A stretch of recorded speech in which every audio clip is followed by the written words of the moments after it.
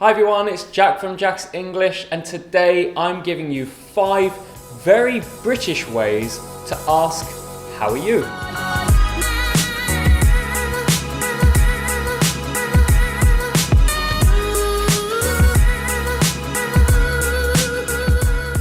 Number 1, you alright? You alright? As you can see, this is you alright? But we don't say it like that. There's 2 things we must know.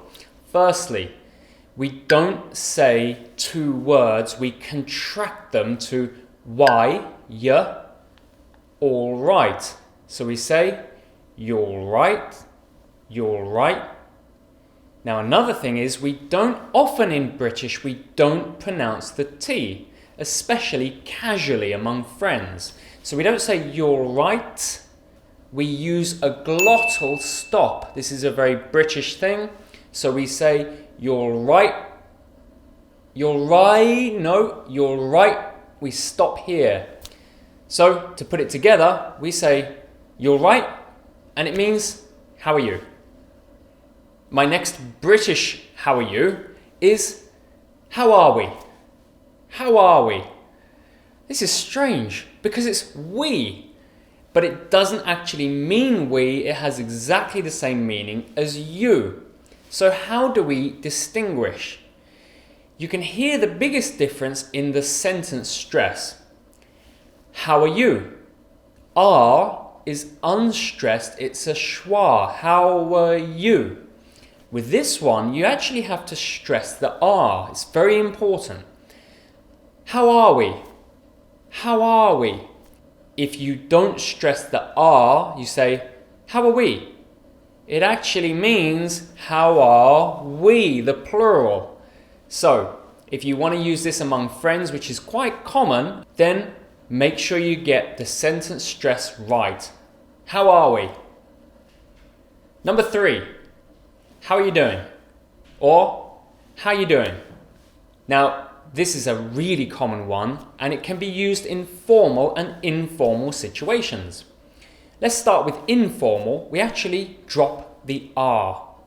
We just say, how you doing?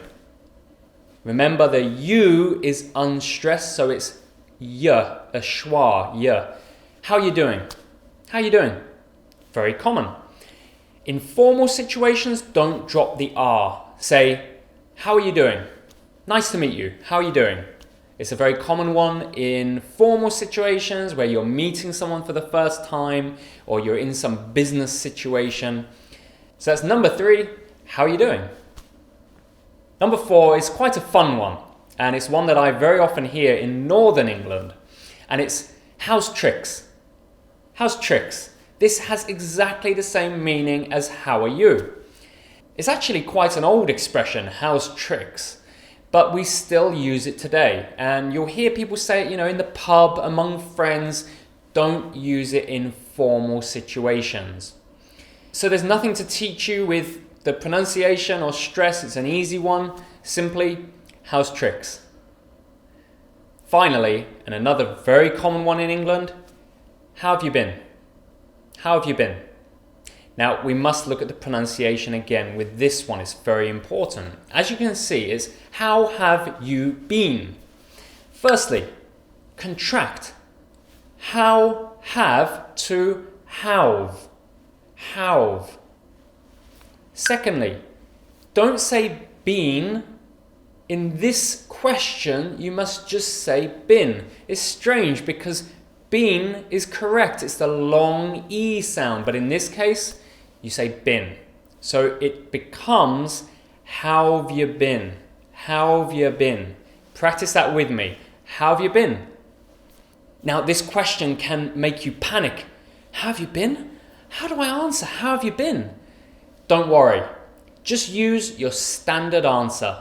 I gave you that video a few weeks ago. Check that out if you haven't already, and use your standard answer to that question. For example, hey Jack, how have you been? I'm good. You? Easy. Okay, so don't panic, just use your standard answer. A very interesting thing you can notice with all of these questions I'm teaching you today is there's a lot of contraction and a lot of changes to pronunciation. The reason for this is we're lazy. It's a really common casual thing that we ask every day to our friends or in more formal situations, and we are lazy. We like to just contract and make it easy. So this is your opportunity to be lazy. Please use it.